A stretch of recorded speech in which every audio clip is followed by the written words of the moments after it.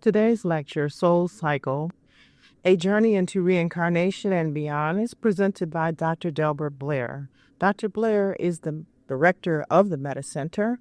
If you'd like additional copies or audio or video tapes, monatomic gold products, magnets, diodes, products for stress, energy, stamina, and more, please contact the Meta Center. All of you for arriving and being in presence at the Meta Center for Saturday, January the 20th. This is, of course, 2001, and our third session already that we've brought into the millennium. Metaphysics, of course, has been a subject that has pretty much been at the forefront of almost everything we have done. It's just that it's now beginning to be recognized for the true subject that it is. I have stated and will reinforce that almost everything metaphysical has a truth in it if it's been well researched. The point is that we have not wanted to live with metaphysical truths, and these have been replaced with lies, which have become truth, and therein lies one of our problems. Another one of our problems on the planet is that we are leaving what is called the Piscean Age. The Piscean Age was for the believers, the faithful, the followers, the religious, the people who wanted peace, but only if peace was what everybody else wanted too. War, only if war was what everybody else wanted too. And the point was, again, in many cases, the people did not agree. We've left the time for faithful following, for believing just because it's there, and we've entered into, not entering into, but have entered into the Aquarian Age. This is for the mind expanders, those who want not only reasons, but want to also seek for themselves a higher truth. It's those who seek expanded truth, if you will, the pace setters. And both are still incarnate on this particular planet, and therein lies one of the problems. We've only got about 1,000, but therein lies one big one. Another problem on this planet is race. We can't do anything for worrying about how a person looks or who a person's mother and father was, and so on and so forth. And we have a third problem now, hypocrisy. And that one, I think, just surfaced a few days ago with Reverend Jesse Jackson. That is so ridiculous, I almost don't want to deal with it, but before this is over, we will deal with that too. Remember one thing, here was a soul abandoned who rose to the heights. No one wanted him. And now he's being accused of not wanting someone else, which he stated verbally he did want somebody else. But that whole thing, that at this time to me is so ludicrous, not worth touching, but the press is playing it up. And it did serve one purpose, and that is that it stopped him from heading up a very strong protest, which would have been covered had he been there at the inauguration after the selection of George W. Bush. But this is fitting because it is part of what we call soul cycles. In fact, when we now look at soul cycles, I think you will see consciously a whole reason for all the happenings that are going on, and possibly even some truths that may resonate within your consciousness or within your soul. Those that are soulless will find nothing that I'm going to say of relevancy. Those that have souls will find that I may be going to strike home. And I'm only striking home through the course of study that is called metaphysical consciousness. And so this is how I start now what is called soul cycles. There has been a lot of talk, believers and non-believers, about the idea of reincarnation. And I'd like to just break that down. I was going to go to a blackboard, but the blackboard does not show or listen to the audience. This is going to be audio tape. So therefore, I'm going to have you mentally expand and paint the picture on your own mental blackboards.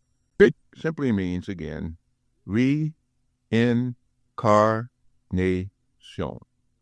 or carne, carnal, the flesh. And of course, if you redo something, it means you must have what done? Previously done it. Okay? And of course, it means to re-enter the ion of fleshly inhabitants. Ion, and you get it again in reincarnation, simply means attending the flesh, coming again into the flesh, entering again into the flesh.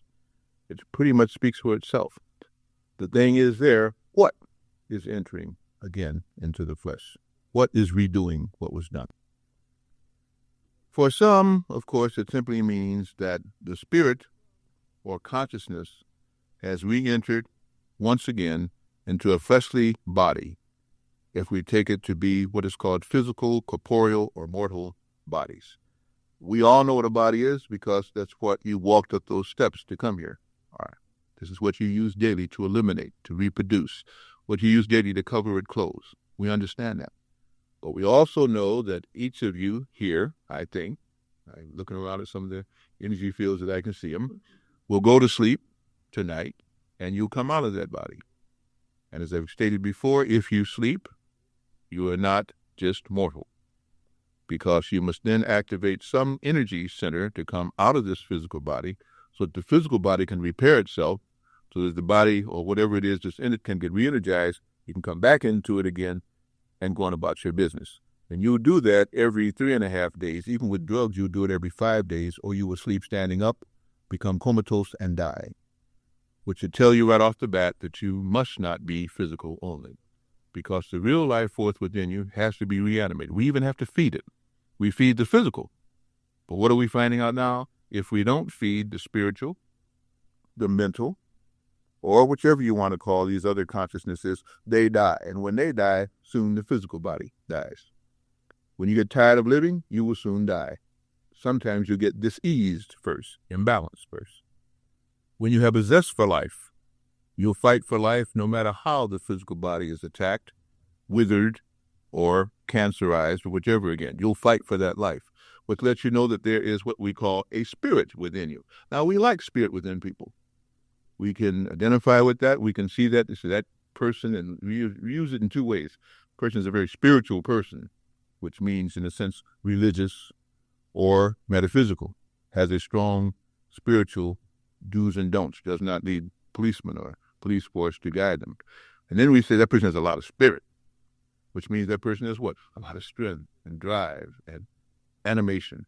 All of these lets you know at all times that we are not physical, and yet most of our laws on this planet, especially over the last 312,000 years, and especially the last 450 here in America, a misnamed place, America, have tried to stop that kind of a teaching from coming on. It has not been spiritual. It's been more, if you can't hold it, can't grasp it, can't do something with it, it doesn't exist. In fact, there are even physical science classes that started off by saying just that thing. And some stupid things like no two things can occupy the same space at the same time, or body once set in motion tends to stay. I mean, these things are so ludicrous. But at one time, the consciousness of man was so ludicrous that that kind of foolishness could be taught.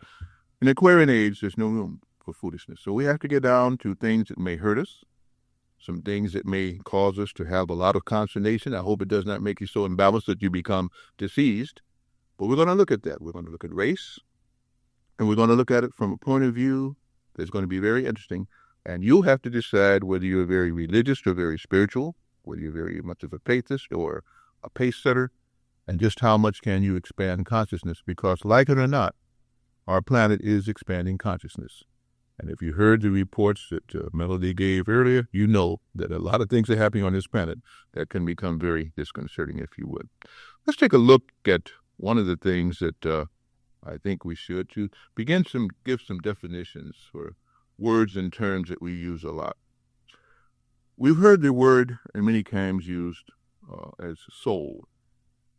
I'm simply going to say this to begin with, because in summating all of this, I will get even more into the definition of soul. But soul is sun, a light that shines. It is a soul. And when you say a person has a soul, it means that within them there's a light that shines. We have what we call the animation in the word anima, because there's also a word called transmigration. Transmigration.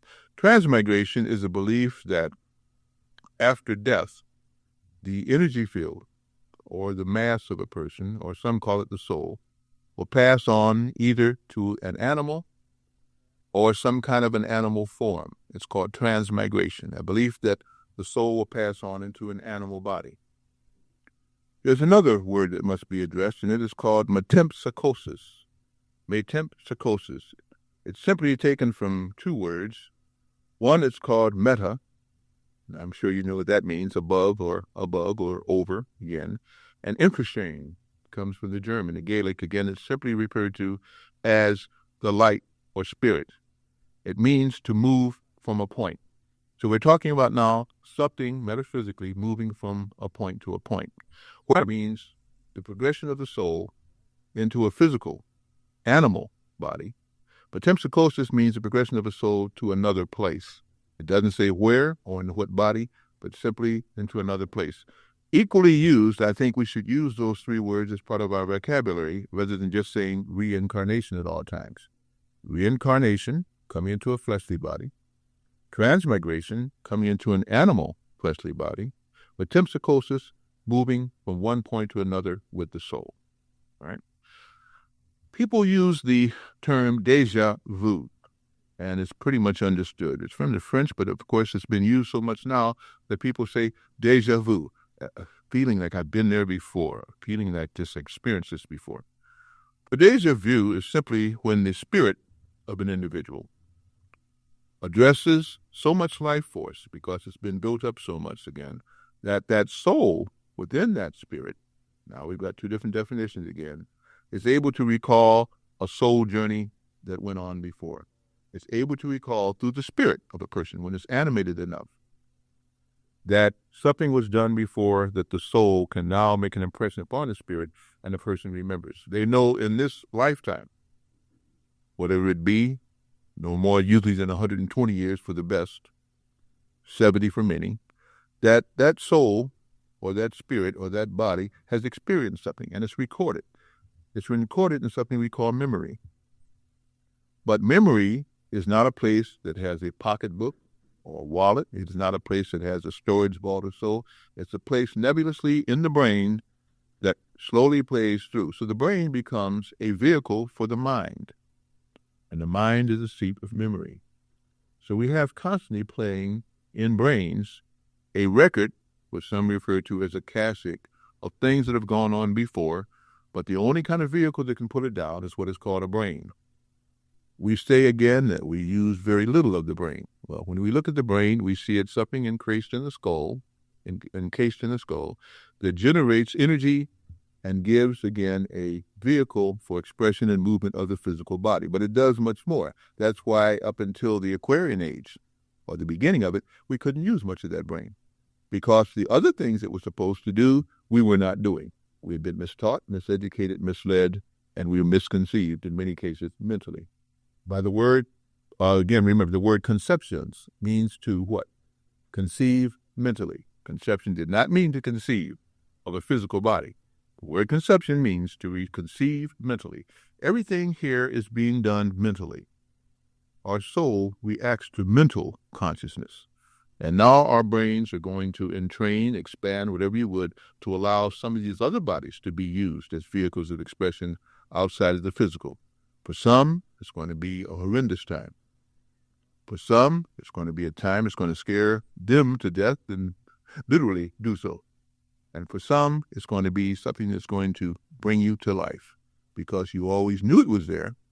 You often wondered when they talk about astral projection and all these kind of things and soul slumbers, but now you'll be able to experience it without dying. Although the fear of death may be there, you'll be able to begin to see what your body is capable of and what the mind, when it works to these bodies, is capable of doing. In many cases, the vehicle of expression that we use must be brought through a female body on this planet. That does not seem to be the case in all planets. And it does not seem to be the case for all life forms. Some life forms are not brought forth from a female body, but simply brought from a body which has no name or connotation other than it is different from another type of body. The word feminine and femini means one minus fate. It is a Latin word brought about by the church. It is very degradous. Feminine means, again, faith, incapable of complete and changeable faith. That's what feminine means, again. Masculine is a counterpart of feminine. It means one brought forth from, that has too much faith. It has, again, the ability to become so polarized that it cannot bring out the faith. So both were needed to come together to create a vehicle of expression which could be balanced. Negative, positive, minus, plus. Now, people don't like that either, but I didn't make up the words. I simply studied them. Do the same. You'll find pretty much that you might be in agreement with me. But in these physical bodies, now polarized as a carrier and the other an interpreter or injector, one categorized as a stimulant, the one bringing stimulation into being, we see carried on throughout the universe. For there's negative and positive, there's female and male throughout the universe. It is sex and energy and mental conjugation that brings about everything. But here we limit it to the physical plane. But the soul does not. We have in metaphysics a physical body, an etheric body, a spiritual body, a mental body, and the soul. It means that if there is a creator or something intelligent enough to bring it all about, because right now we can't do all of it, although mankind here is trying to do so, hasn't succeeded yet, it means that there must be, therefore, a plane of existence or a planetary existence or somewhere that each of these forces can express itself, or else they would not be created.